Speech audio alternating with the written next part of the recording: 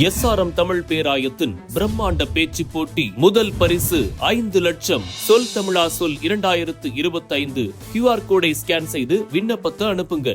திமுக சட்டத்துறை மிக வலுவான போற்றுதலுக்குரிய அணியாக உள்ளதாக திமுக அமைப்பு செயலாளர் RS பாரதி தெரிவித்துள்ளார்.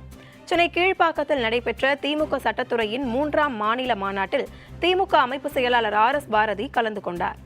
இதனைத் தொடர்ந்து மாநாட்டில் அவர் பேசும்போது திமுக சட்டத்துறை மிக வலுவான போற்றுதலுக்குரிய ஒரு அணியாக உள்ளதாக புகழாரம் சூட்டினார்.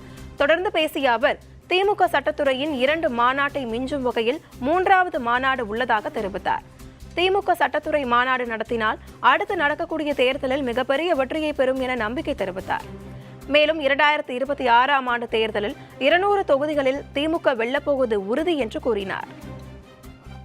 திராவிட முன்னேற்ற கழகத்தினுடைய சட்டத்துறை என்பது